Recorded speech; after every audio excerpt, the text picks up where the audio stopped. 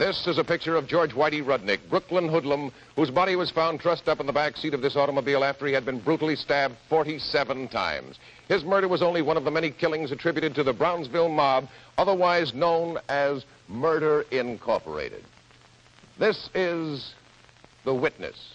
Not a trial, not a court of law, not a legislative inquiry, but a simulated hearing before a simulated committee. Tonight's witness, Abe Reles.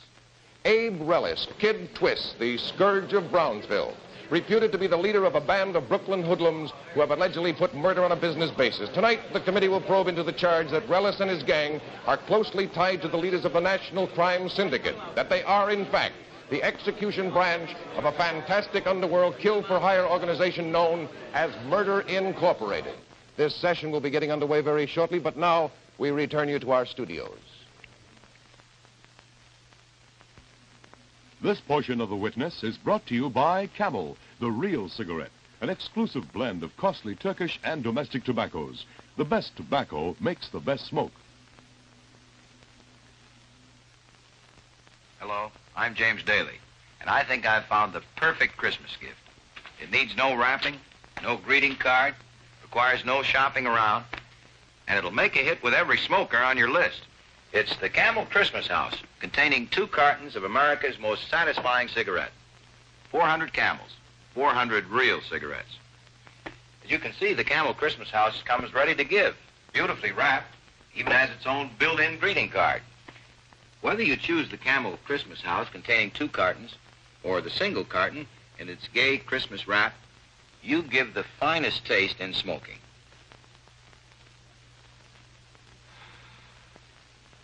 The best tobacco makes the best smoke, and the Camel blend of costly tobaccos has never been equaled for rich taste and easygoing mildness. This Christmas, give a real cigarette.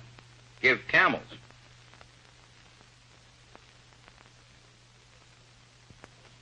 Down in the hearing room, the committee is set to open this investigation into the criminal activities of Abe kidTwist Reles.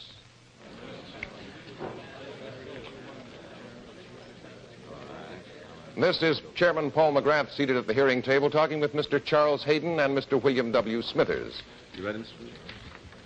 And this Mr. Frank A. Milan, the members of the committee. We're ready to get underway. Here's Chairman McGrath.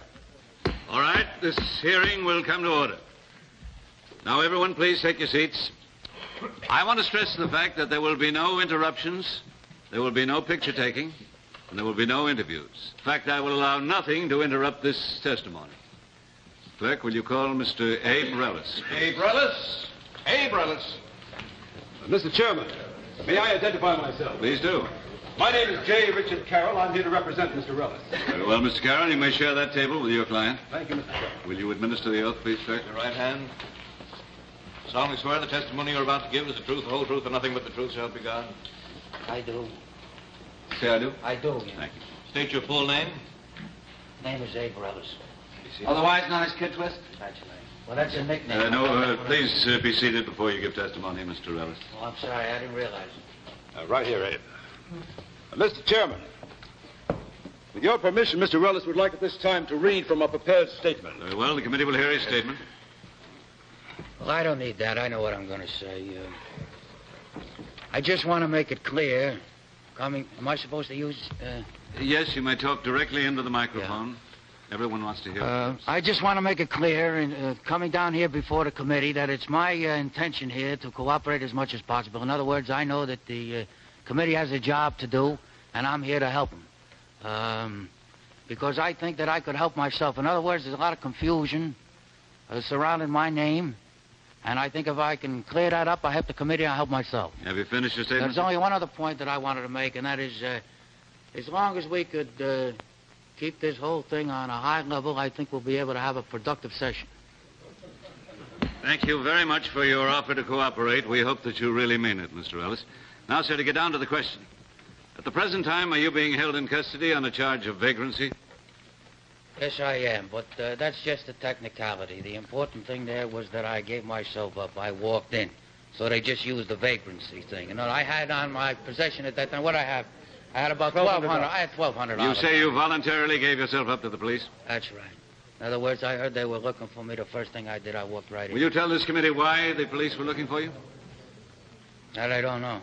Then perhaps I can tell you. They were looking for you, Mr. Ellis, because you're a known hoodlum. And because there's a campaign underway to get your kind off the streets of Brooklyn. What do you mean, my kind? I mean, what kind? What is that supposed to mean? Is that kind of talk necessary? You don't know that in here? the past 10 days, Mr. Reles, over 100 hoodlums and punks have been collared by the police and brought in for questioning? No, I didn't know that. Do you know the reason for this roundup? Well, I mean, if I didn't know there was a roundup, how am I going to know there was a reason? All right, Mr. Reles, I've got something that I would like to show you. Bailiff, would you bring that map over and show it to Mr. Reles so he can see it clearly, please?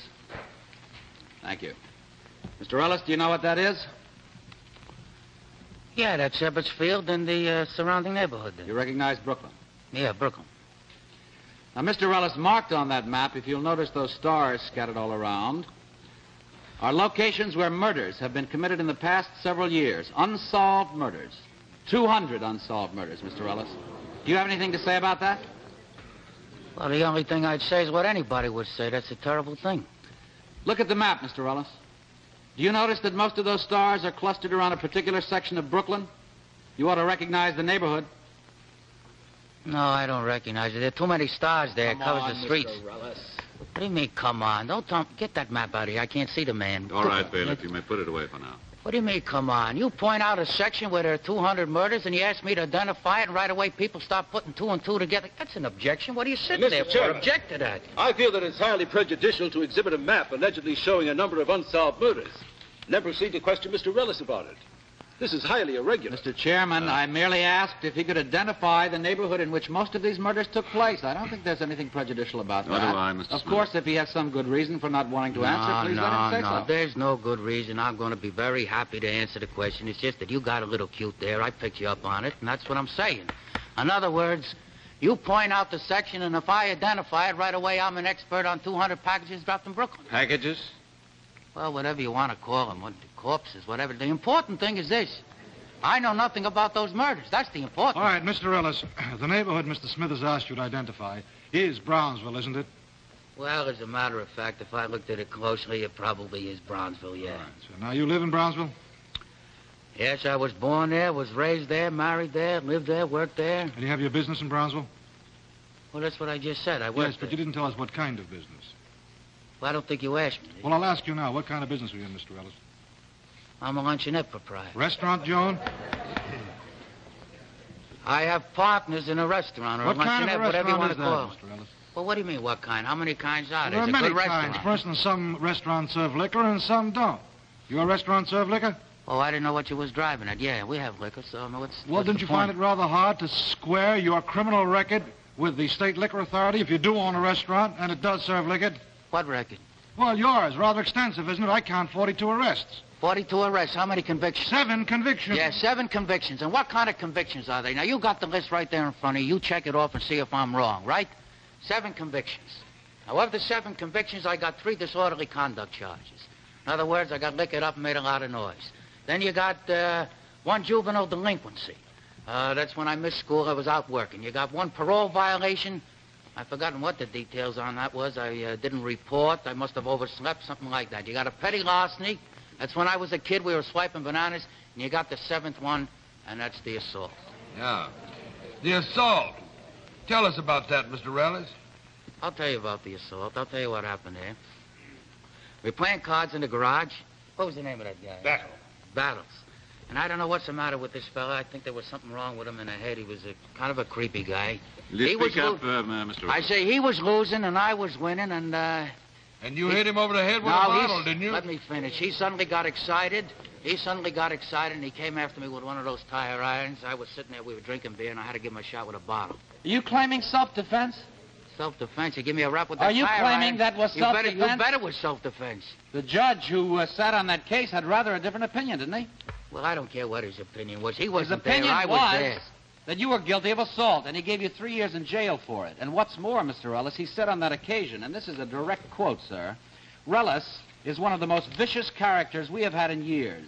I am convinced he will eventually either be sentenced to prison for life or be put out of the way by some good detective with a couple of bullets. End quote. No, that's not the end of the quote, because I'm going to end the quote. What I want to know is this. Where does this guy come off saying things like that? He's a judge sitting up on a bench right away, gets the glasses and the kimono. No, I know that'll what I'm be just doing. about enough of that, All Mr. right, Ellis. all right. I understand what I'm doing. I just want to say this. Here you got a respected judge. This man is being paid by the state, and he's announcing to the world he's going to give somebody a medal for knocking me off. Now, what kind of business is that? What's the matter? I don't have a family. I'm married. I got a kid. Yeah, the kids don't play with him. Go on, take a walk. Your old man's a gorilla. How about that? That's not a violation of my constitutional rights. Let's talk about that. All right. Let's talk about your constitutional rights. When you were 13, you broke into a parked truck and stole $500 worth of merchandise. You were sent to the reformatory for 5 months. Did you consider this a violation of your constitutional rights? That isn't a constitutional All right. right, let's I go was on. talking about the At 15, you were an experienced extortionist. You were forcing shopkeepers to pay you and your gang protection. If they didn't pay, you broke their windows, ruined their merchandise, and terrorized their customers. You got proof of that? Is there any proof of that? If you got proof, I'll go to jail Then now. at 17, when a young girl refused your advances, you slammed into her with your motorcycle. It was an accident, and I made good on that. I made good on all the restitution. Doctor bills. How do you make restitution for injuring a person by deliberately running into her with a motorcycle? What did you say, deliberate? Don't say deliberate. You got the list there in front of you. I got a suspended sentence there. It couldn't have been deliberate. I see you got it. I also see that from July 11th, 1930 to January 13, 1934, you were picked up by the police on 19 different occasions. You were charged with crimes ranging from disorderly conduct to felonious assault, including unlawful possession of 6 guns and a shotgun, and then 4 additional charges of homicide. And on each and every one of those occasions, there was not sufficient evidence. On each and every one of those occasions, I got a suspended sentence or I was discharged. And I want to ask you want to know why they picked me up? I'll tell you why they picked me up. Because whenever the cops in Brooklyn need a fall guy, they come to Reles. Whenever they have to make an arrest to get something on a book or for the newspapers, they come to me. Now, I'm not blaming them. They're in a bind. I understand that, but it's tough on me. I got a bail bond guy. I carry him around 24 hours a day. 2-3 times a month, I'm in and out of jail. What I say is this. Get the cops off my back. Get them back on the beat in Brooklyn, and you'll have a lot less crime over there. Now, Mr. Reles, let's get back to your business career. You say that you're in the restaurant business? That's right. You got any other businesses? Like what? Like loan sharking, gambling, beer running, extortion, slot machines. Oh, those are not. Those are all crimes. They're all illegal. Yes, I know that. You're not in any of these businesses? I'm in no crimes.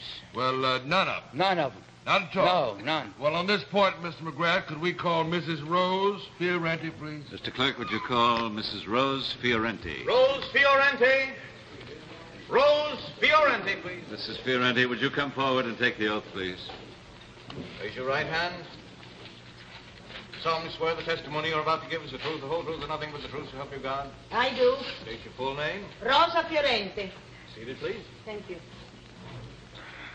Thank Mrs. Fiorenti. you. Now, Mrs. Fiorenti, you own a stationery store.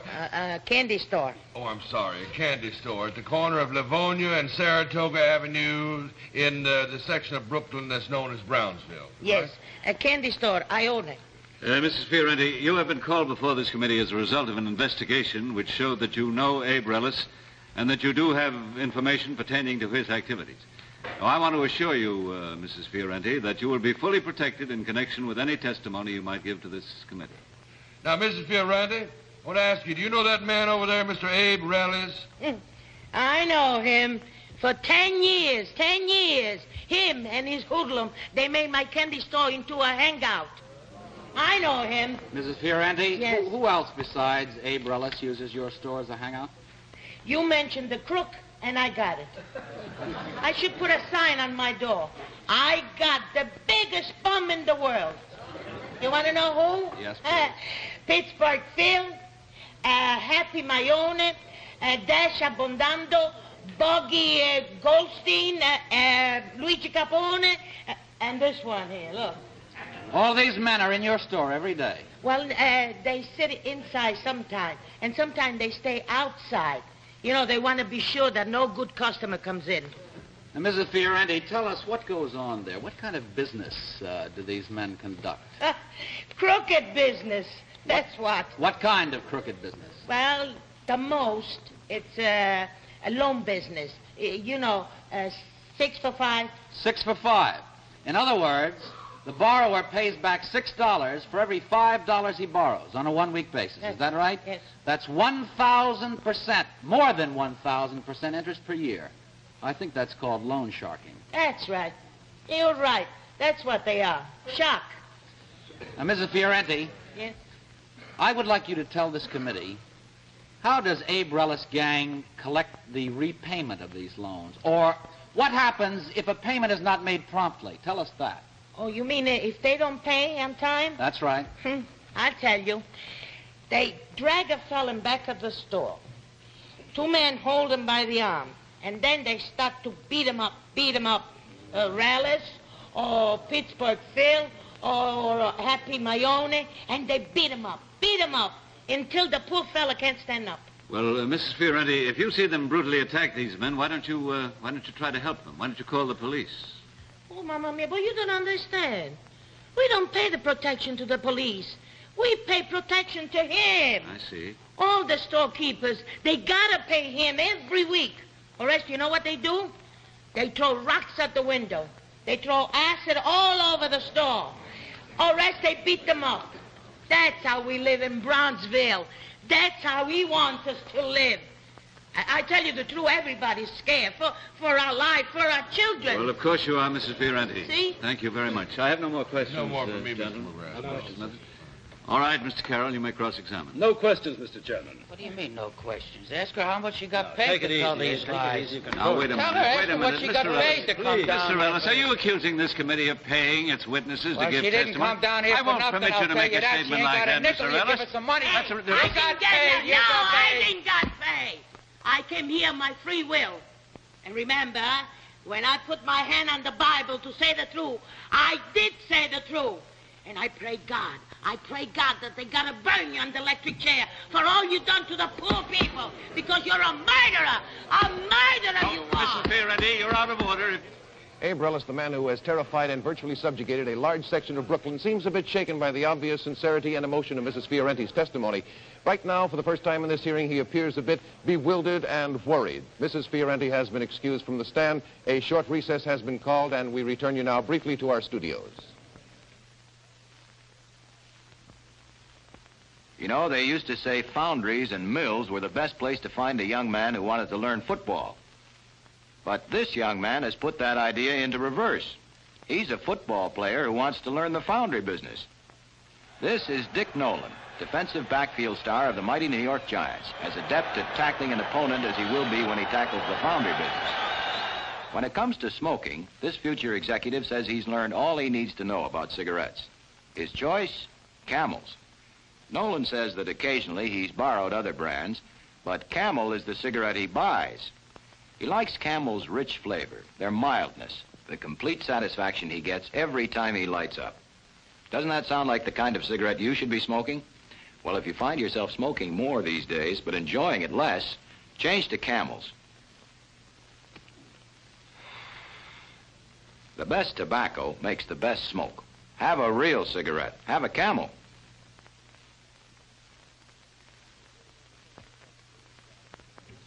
Down in the hearing room, the questioning of Abe Reles, the acknowledged leader of the Brownsville crime ring, continues. In fact, Mr. Ellis, you don't confine your activities to the Brownsville area alone, do you? Well, I mean, I get around. I don't spend my whole life on Picton Avenue. You do operate in Ocean Hill in East New York? I have some business connections in those places, yeah. More luncheonettes? Business connections. As a matter of fact, you and your business partners virtually control East New York and Ocean Hill as well as Brownsville, don't you, Mr. Reles? Well, I said I have some interest there, I told And you. those interests include loan sharking, don't they? If a friend of mine needs help, I'm not going to turn him down. How about slot machines for your friends? If they want chewing gum, we got it. Gambling? Everybody can get a bet down. You. Prostitution? Now, that's a dirty business. That's Protection? What do you mean by protection? Oh, you mean insurance? Yeah, we got insurance there. A well-diversified operation, is that right? What is this all about? Yeah, I got a nice modern operation. Never overlooking the opportunity for growth or expansion. What does that mean? Well, let's go back a few years. You were pretty well set in Brownsville, but you had your eye on the rich East New York territory, but that belonged to the Shapiro brothers, isn't that right?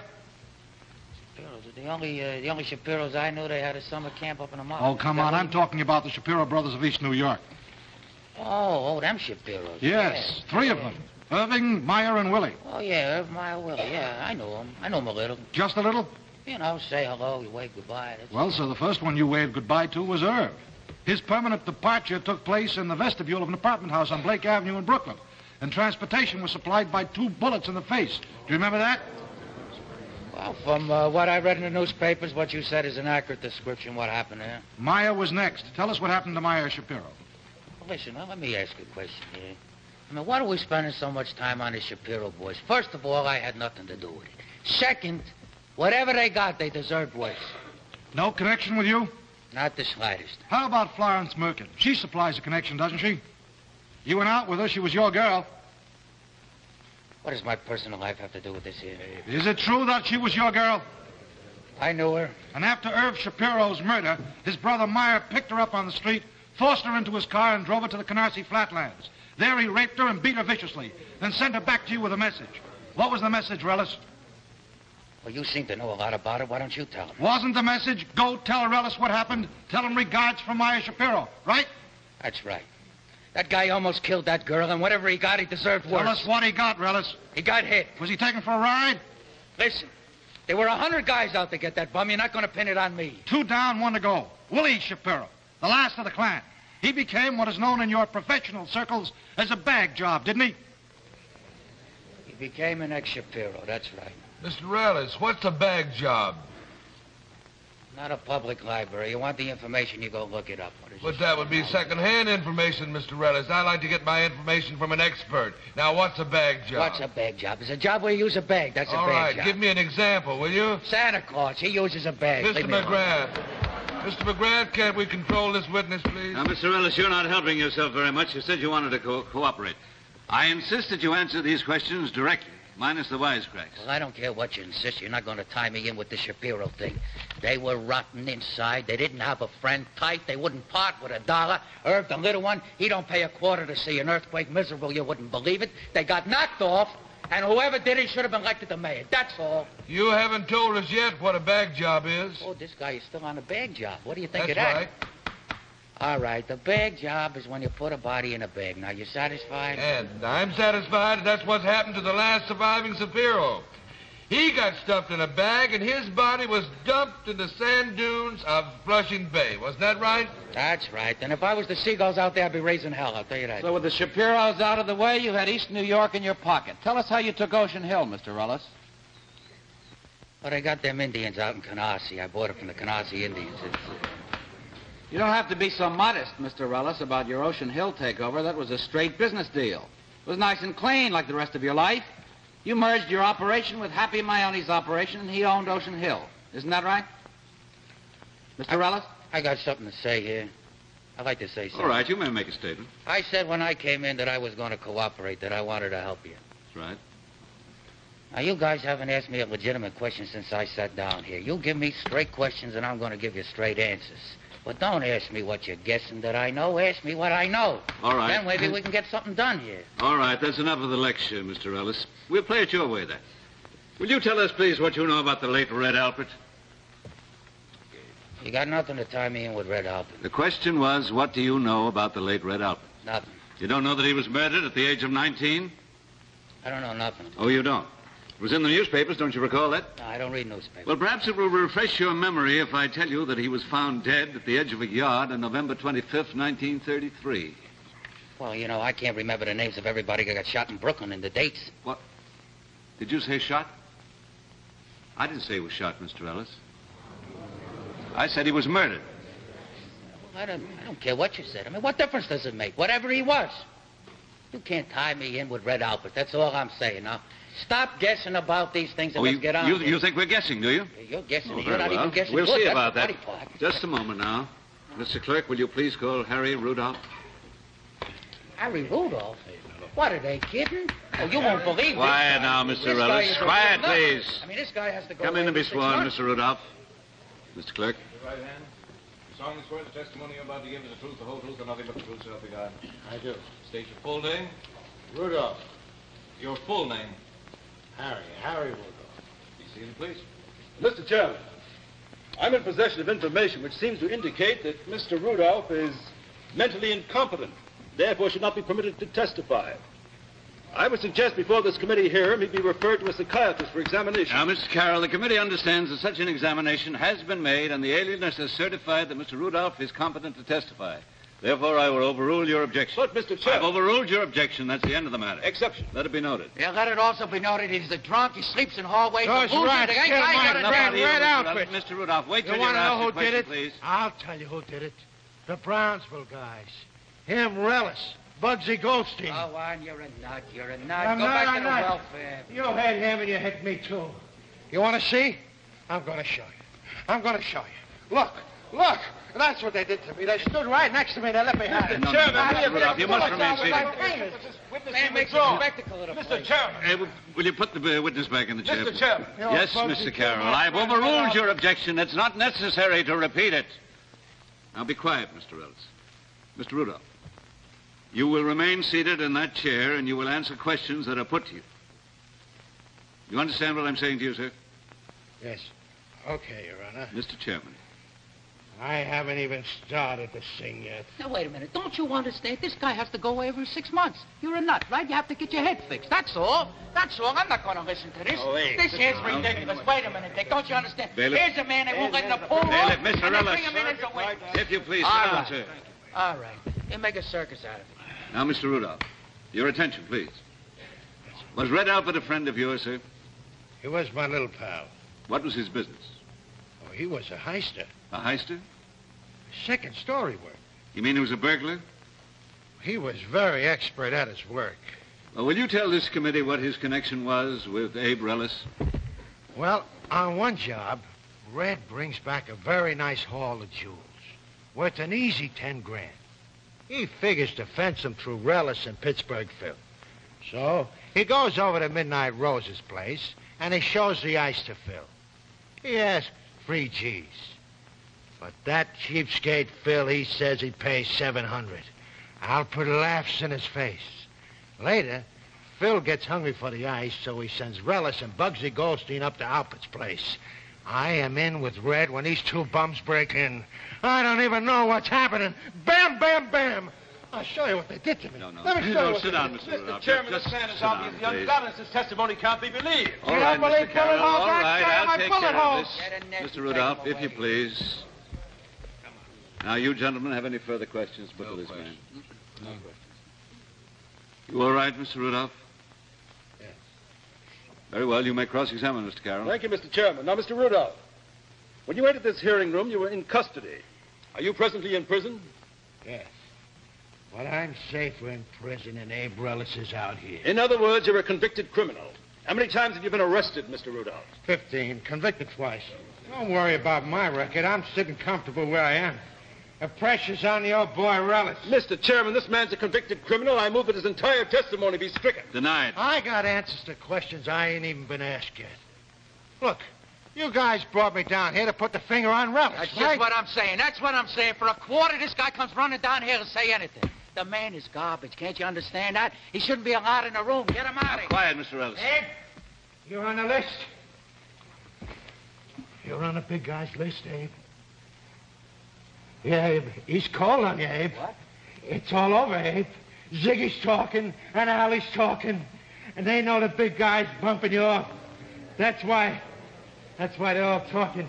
You're through, Reles. You're finished. No more questions, Mr. Well, Chairman. the committee has some additional questions to put to this witness.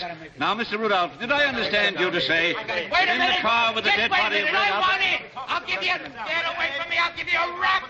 Listen, I'm going to give you the whole smear. I want to talk. I'm going to talk. I give you anything.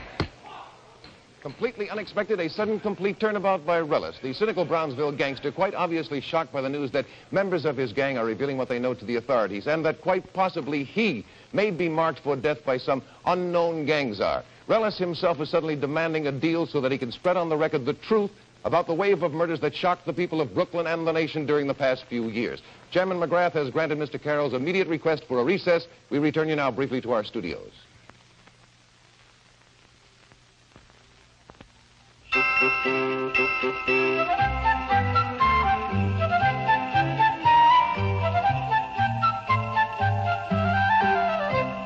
Here's something worth paying for.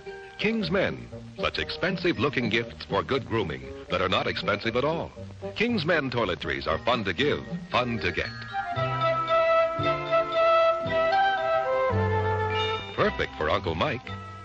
Great for Grandpa. Brother Bill's favorite toiletries. And of course, Dad gets the very finest King's Men set with a very special greeting. King's Men gifts for good grooming, priced from just $1 to $11.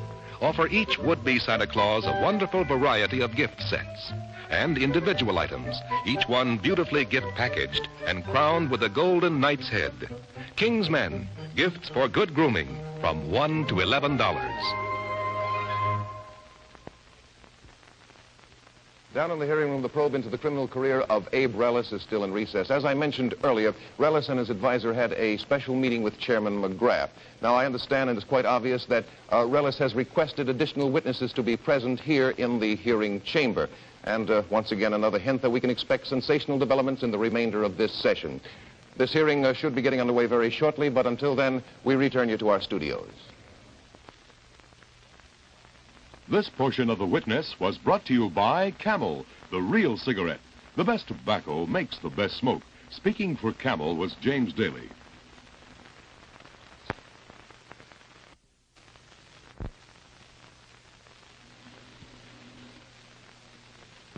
Down in the hearing room, Abe Reles and his advisor, Mr. J. Richard Carroll, have re-entered the hearing chamber. The members of the committee are already in their seats, and this hearing is about to resume.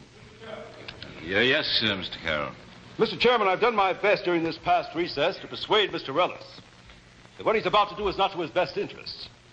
I told him that while I'm in complete agreement that he should reveal all that he knows about crime and racketeering in Brooklyn, he should not do so in a public hearing and without proper legal safeguards. He's in absolute determination to disregard my advice. All right, hey, listen, get it over with. You talked enough. I ask your permission to withdraw, Mr. Now, Mr. Reles, I suggest you think this over very carefully before you make this decision. I know what I'm doing. You're absolutely sure you want to go on without legal counsel? That's right. Very well. Permission granted. Thank you, may leave, sir. Mr. Carroll. Hey, where you going? Leave the notes here, will you? All right, Mr. Reles. All right. You may proceed then, sir. You're ready to proceed. All right. And what I got to say, we can proceed a long way. Because what I can tell you about crime could blow the lid off this whole country. In other words, I could give you names. I can give you names of politicians. I could give you names of racketeers, the labor leaders. I could give you stuff that would turn this whole country inside out, and you better believe me. But I'm not going to do it. I'm just going to give you a taste. In other words, this is going to be like the coming attractions in the movies. I'm going to get you good and interested. But if you want to see the whole picture, you're going to have to buy the ticket from the DA. Because he's the guy that I'm going to make the deal with, and I'm going to make a good deal. Because what I got, he's crying for. Now, you ready? Yes, we're quite ready, Mr. Reles. All right. Get me some water, will you? And bring these gentlemen some water, too. All right. All right, Bailiff, you can get some water. Now, you had to make me laugh before because you kept asking me about Bronzeville. Everything had to do with Bronzeville. What were the murders in Bronzeville? What's my operation in Bronzeville? Forget Bronzeville. Bronzeville is nothing. Bronzeville is just a drop in a bucket. Well, are you telling us you're in a position to tell us about crime outside the borough of Brooklyn? I'm in a position to make your hair stand on end. Now, just take it for instance. You asked me about 200 murders. Well, suppose we talk about 1,000 murders. Let's talk about murders in Denver, in Los Angeles, in Philadelphia, in Cleveland, Just hold in it Chicago. there a minute, Mr. Reles. 1,000 murders? You can't be serious. Listen, I'm going back 10 years. You mean to tell me the combination can't make 100 hits a year? You're crazy. Combination? What combination are you talking about? There's only one combination. That's the one that operates from New York to California. I'm talking about boys that got a lock on everything from one coast to the other. I'm talking about the biggest. That's what I'm talking about. All right. Listen, you want to start right from the beginning? Yes, I think that's an excellent idea. All right, we'll start from the beginning. Now, you guys asked me about my tie-in with Happy Meone in Ocean Hill, right? Well, you were right, but you didn't go far enough. This is what you didn't know. Meone has a guy named Louis Capone working for him. Now, this guy Capone represents... I'm going to save that. I'm not going to tell you that. That's for the DA. At any rate, he represents this Mr. X. And it's his job to see to it that this X gets a proper share of Meone's business, right? Now, when I tie in with Meone, through Capone, I get to meet Mr. X. Well, one thing leads to another. You know, we get friendly. He likes me. I like him. And before you know it, I'm doing little odd jobs for him. What kind of odd job? Well, little stuff. We were just doing some schlarmans for him. Beating people up. That's right. We're very good at that. Well, now, who is we? Who are we talking about? When I say we, I'm talking about Pittsburgh Phil, and I'm talking about Bugsy Goldstein and the rest of the guys, the smaller guys. And when we joined up with Ocean Hill, I'm talking about Happy Maone and Louis Capone. That's the organization. I see. All right. Now, after we got done doing these little jobs, after a while, we graduated to bigger things. So when a big guy needed somebody hit... Hit? You mean murder? That's right. When he wanted somebody hit, we did the hitting for him. And I think the first one that we did was a guy called John the Polak. In other words, the big guy ordered him hit, and we hit him. And the big guy did that for a favor that was for Willie Moretti out in Jersey. All right, now, wait a minute. Let me get all this straight. First, who is John the Polak? I didn't know who he was. When you murdered him, you don't even know who he is? Well, what has that got to do with it? We were doing a job. That has nothing to do with it. But you didn't even know the man. What do you mean, didn't know him? Well, we had somebody finger him. I mean, we knew who he was as far as that was concerned. How many odd jobs like this did you do? Well, we did quite a few there in the beginning, but we got busier later on is when we got mostly busy. And when you hit somebody, were you paid for your work? Well, we didn't do it for charity. Of course we got hit. We got expenses. And we got a certain sum. But the most important thing that we got there was...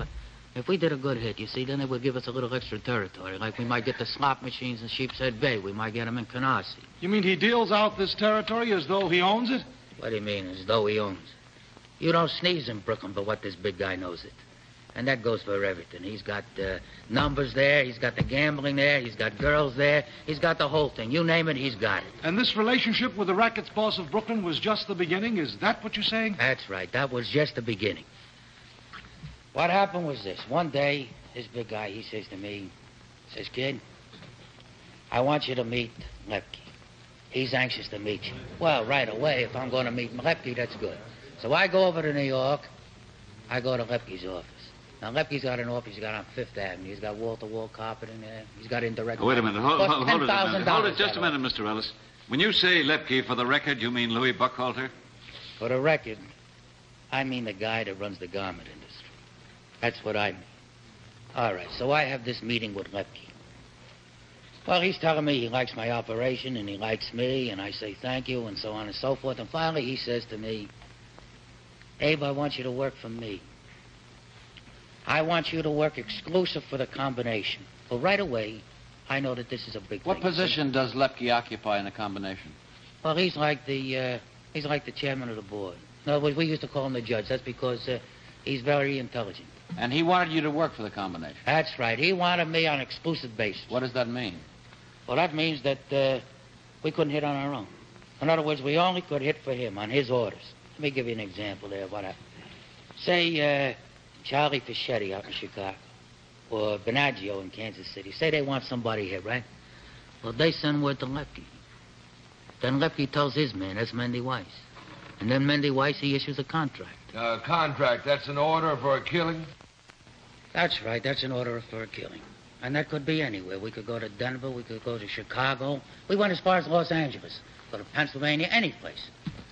It could be either me or Pittsburgh Phil, sometimes the two of us together, whatever it was. Put the equipment in a bag and we go. Equipment? Yeah.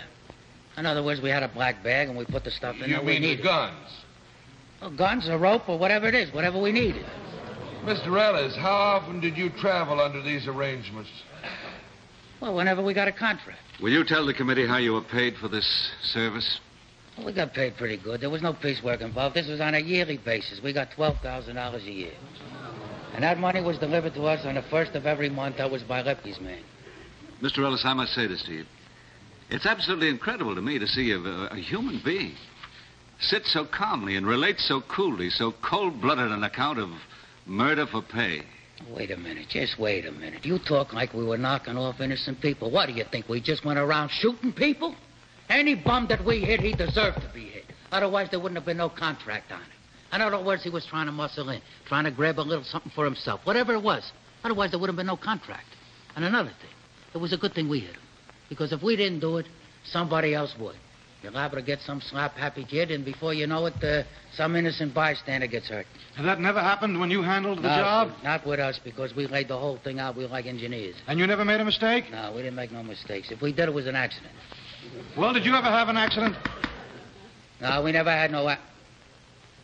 Wait a minute. Yeah, one time what happened was that the finger man, he pointed out the wrong guy, and the wrong guy got hit. That was no good. But those things happen. Listen, you could walk out here right now, a piano could fall on your head. You know, that's why you have insurance. Mr. Reles, let me ask you this. In your career of crime, did you ever once think of your victim? What do you think we were dealing with? We were dealing with little chiselers here that were trying to get a little something extra. No, I never thought of the victim. I didn't even know their name. Among the things that baffle me, Mr. Ellis, is how you were able to commit murder and not have any emotional response to it. What is that? Well, didn't your conscience ever bother you? You were killing human beings. Didn't you think about it or worry about it? Now, wait a minute. Just wait 1 minute. Now, you're a lawyer, right? You go into court, you try a case. Now, the first time you did it, you were a little nervous, weren't you? But the second time, you weren't so nervous. The third time, the fourth time, it got easier and easier. Before you know it, you didn't even think about it, right? Mr. Reles, I must say this has been quite an amazing story you're telling us. However, you have been very careful not to implicate yourself in any of these murders. You've been talking in vague generalities. Now, you have said that you can expose 1,000 murders, and apparently you hope to make some kind of arrangement with the district attorney. Now, this taste that you have promised us has been a little tasteless, in my opinion. Why don't you give us some facts? You want facts? Names, dates, places. You want names, you want places? And details. And details. You want all that, huh? All right. Well, I'm going to give them to you. I want to call a witness. That's your privilege, Mr. Ellis. I want to call my partner from Ocean Hill. I want Harry Maone in here. Harry Maone. Clerk, will you call Harry Maone, please? Harry Maone. Harry Maone. Abe Reles, kidTwist, has called to the stand his erstwhile partner in murder, Happy Maone, promising to reveal names, places, and dates of the incredible succession of killings his ring of hoodlums is responsible for. A short recess has been called here in the hearing room. We return you now to our studios.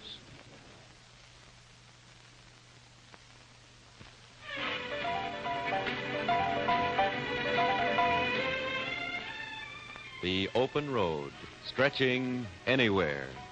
A highway to exciting new places, where every week 2 young travelers find adventure on Route 66.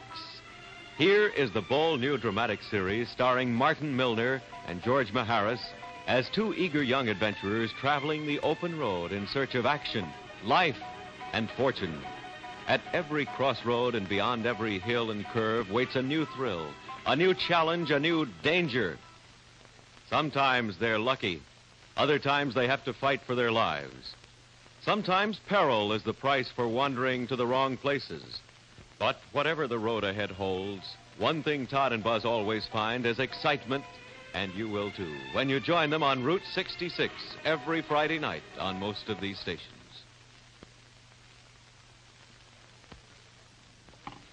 Down in the hearing room, Harry Happy Maone is about to be sworn in, and our probe into the National Kill-for-Hire organization of Abe Reles continues. Pen and Bible, raise your right hand. Hold it. Wait a minute. No, I want to know what's going on around You must be sworn first. Got a right to know what's going on. After all, you hustled me down here in a meat wagon, and here I am. Your rights will not be violated. You'll have ample time to make a statement. Proceed with the oath, Mr. Clerk. You solemnly swear the testimony you're about to give is the truth, the whole truth, and nothing but the truth? About what? Go ahead, Harry. Huh? Go ahead, it's all right. I do. State your full name. Maone. Your full name, please. Harry Maone. Thank you. Be seated, please. Now, Mr. Maone, Mr. Reles has some questions to put to you. All right, Mr. Reles, you may proceed. How you been, Hap? How they treating you? Well, they don't let me get no exercise. Hey, what's going on here? I don't get it. Well, you'll get it. Just take it easy. You see, these gentlemen here from the committee, they want some information, and we got to help them. What are you talking about? I'm talking about Rudnick. Who? Whitey Rudnick. I don't seem to remember the name, Abe. You don't remember Whitey Rudnick? What are you doing, Abe? I'm talking about Rudnick. That's what I'm doing. I'm talking about that time when we were standing on the corner. We first got word that we had to take Rudnick. I'm getting out of here. Hey, I don't know no Rudnick. I don't know no Rudnick. Come on, Harry. Come on. You know him better than I do. This guy, Rudnick, he was kind of a small-time guy. We had some slot machines over there in Jersey. So he started to get a little shaky. We thought he was going to talk. So Mendy Weiss, he gave the word to Pittsburgh Phil. Phil comes over the corner. He meets me and Harry. And he says, we got to take Rudnick. Do you remember that? I don't remember nothing. I was never there. You weren't there. You weren't there when I told Harry to go clip a car? No, I don't know what you're talking about. You don't know what I'm talking about. You don't remember when Harry went over to Bay Ridge, he come back with the car, we got in the car, we started looking for Rudnick? Why don't you keep your fat mouth shut? Because I gotta watch out for myself, Harry, that's why. That's why. So we started looking for this guy Rudnick. Now, it was late, it was at night, we were driving around, cruising around, we were trying to find him. Well, we finally find him, we get him in a car. Philly slugs him, and we take him over to Kaiser Bill's garage. Now, do you remember that? I don't remember nothing. I wasn't there. What do you mean you weren't there? You're the guy with the meat cleaver, and Philly had an ice pick. This guy's off his rocker. My grandma was dying. I never left the side. Come on, Harry, come on. Tell him about the trouble we had. Why don't you shut up? Go on, tell him. What happened was that after we got done in the garage, you see, we tried to get this guy Rudnick in the car. Well, we had trouble. So Harry and Phil, they fold him up, and they're getting him in the car. And as they're doing that, Harry says, I want to give this bum another shot for luck. Don't listen to him. He's trying to frame me. I'm trying to frame you. I'm only telling the truth. Shut up. Well, you don't want to talk about the Rudnick job? All right, we'll talk about something else. We'll talk about the Steve Myers hit. You don't want to talk about that? We'll talk about the Cooperman. Don't listen to him. You don't want that? How about Augie Giustiano? Where did you get him? You got him right around the corner from Rudnick. I got more. How about Esposito? Get the fuck out of here!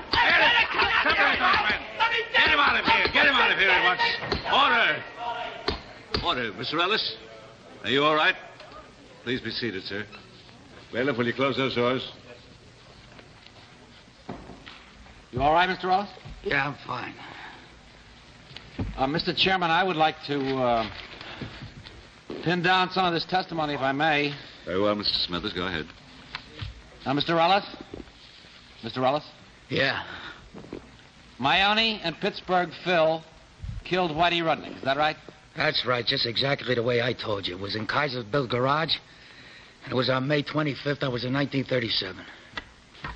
It was, as a matter of fact, it was about 2:15 at night. You know the time because you were there? That's right, I was there. So that, in fact, you are as guilty of this murder as they are? I didn't kill Rudnick. But you were there? I was a spectator. So you were an accomplice? That's right. That's right. I was an accomplice. I was an accomplice of Harry and Phil's. And Harry and Phil, they were an accomplice of me. And that makes a very interesting situation.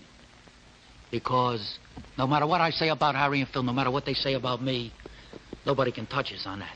The law says that you can't convict on the uncorroborated testimony of an accomplice. And you know what that means?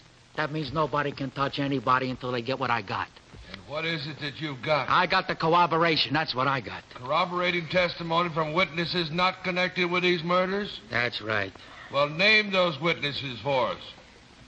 Name the witnesses? Yes. What, are you kidding? I'm not naming anybody. I give that to the DA. That's how I get my immunity.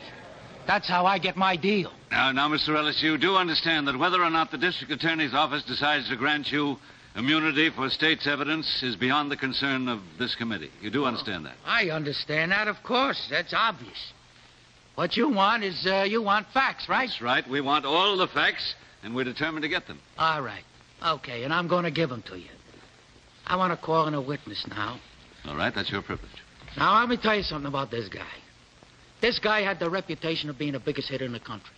In other words, if you wanted the best, you called this guy. This guy never bungled a job. As a matter of fact, he liked to do it. This guy's name is Pittsburgh Phil. I want to call him in here now. Call Harry Strauss in here. Mr. Clerk, call Harry Strauss. Harry Strauss! Harry Strauss! Hi, kid. What do you say, Pep? How are you? Oh, no. Proceed with the oath, please. Raise your right hand. Put your left hand on the Bible. You solemnly swear the testimony you're about to give is the truth, the whole truth, and nothing but the truth, so help you God. Second. State your full name. Harry Strauss. You are also known as Pittsburgh Phil. Yeah, right. Be seated. Pleasure. All right, you may question the witness, Mr. Ellis. Pappy, you know what's going on here? No, tell me. This is a hearing here. I don't hear nothing. But you're not supposed to hear anything. You know what you're supposed to do? You're supposed to talk. Oh. Okay, let's talk. What do we talk about?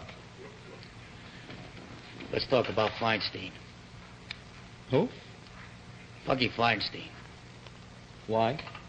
Because you know more about him than anybody. Wait That's a why. minute. All right, wait a minute. That's a good idea because I'm going to explain this.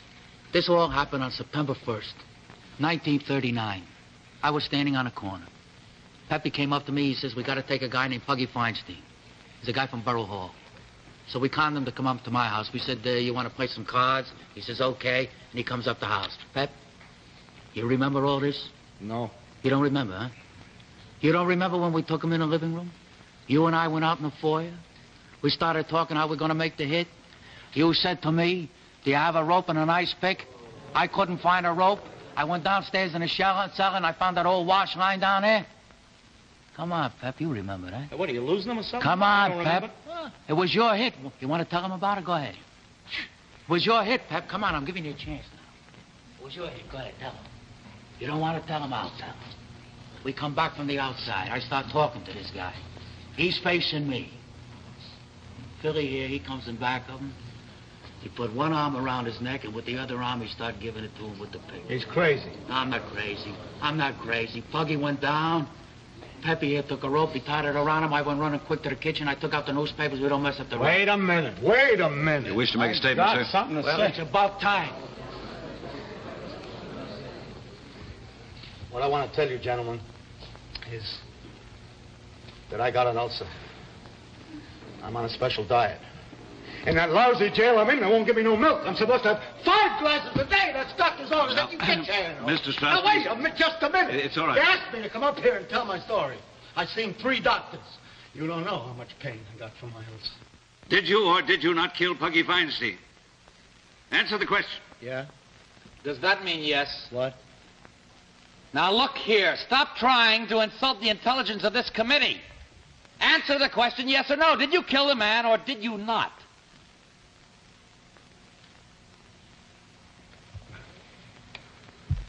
I'll tell you. Fine. First time it happened, maybe 2 years ago. The first time for what? The pain, it doubled me up. I didn't know what hit me. It was like hot steel in my belly. It's like somebody took a handful of my All right, guts and Mr. they started Strauss. to twist Now, look, them. Mr. Strauss, I'm going to insist. Twist, I thought I would die. I yelled out loud. I couldn't stand it. It was like fire every place. Fire all over my belly. Every place. Just take him out of here. Kept going. Order, get him out of here. That's some act he's got there. All right, Mr. That Ellis. act is going to get him into the chair in no Ellis. time. What the members of this committee want to know is this. Can you produce any corroborating evidence with respect to the murders you've been telling us about? You're damn right I can. Well, will you give that to us now? No, I'm not going to give it to you now. I'm not going to give you anything about that now. That I give to the DA. That's my protection. That's how I get my immunity. That's where I get my deal. All right, Mr. Chairman, can we refer all of this testimony to the office of the district attorney for appropriate action? Certainly. Will you see that the minutes are sealed and sent to the district attorney's office, Mr. Clerk? And believe me when I tell you this, what I got goes a lot higher than Harry and Phil. What I got could put a bomb under the biggest people in this country. That's what I got. And that's why I don't have anything to worry about. Now, let's just see what the DA's got. Let's see how good he goes. Because if he goes good enough, then you read tomorrow's papers. I got the headlines right here.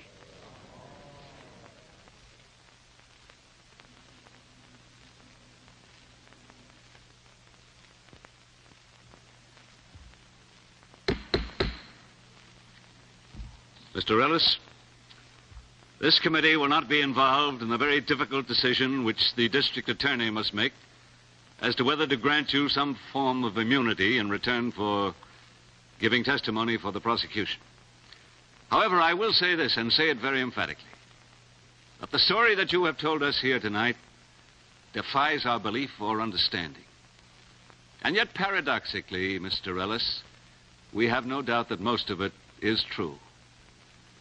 You have given us a glimpse into a subhuman world, a world inhabited by animals like yourself, and dominated by a criminal element. An element which must be rooted out and stamped out if our communities are to be made safe for decent people. This hearing is adjourned. Abe Reles, kidTwist, did turn state's evidence. On the basis of the information he revealed, 6 of the leaders of the Murder Incorporated ring, including the infamous Lepke, were sent to the chair. For over 20 months, Reles remained in custody of the Brooklyn authorities with around-the-clock guard of a squad of uniformed policemen and detectives. But on the night of March the 11th, 1941, with his song of murder still unfinished, with promises of big names still to come, Abe Reles, kidTwist, fell or jumped to his death from the 6th story of this Coney Island hotel. Our witness tonight was Abe Reles.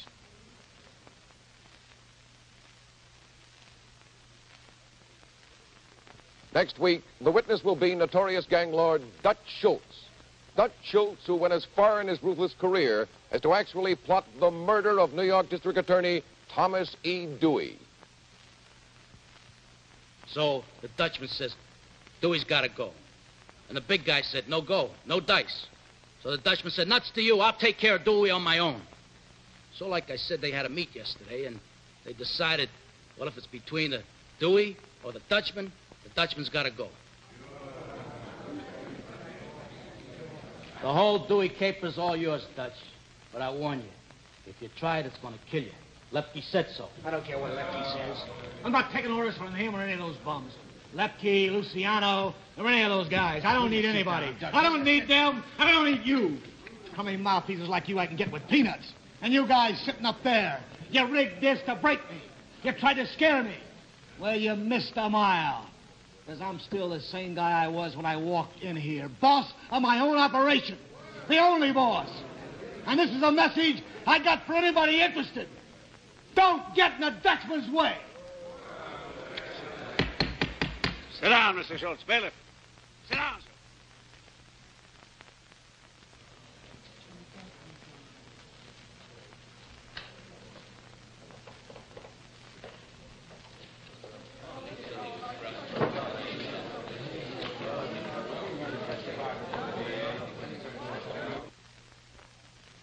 This is Charles Collingwood inviting you to meet 2 fascinating and accomplished hosts, person to person, next on most of these stations.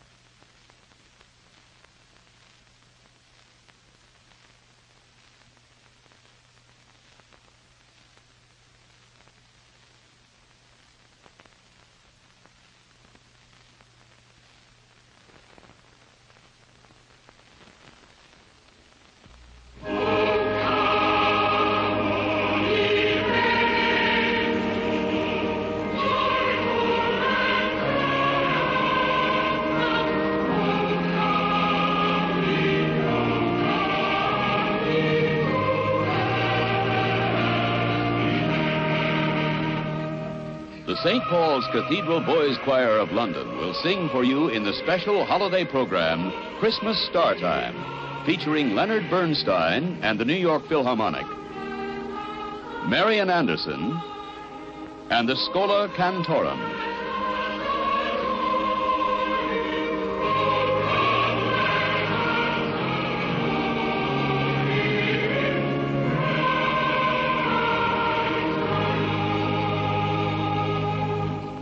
Join in this award-winning musical celebration of Christmas Star Time on most of these stations. The preceding program was pre-recorded.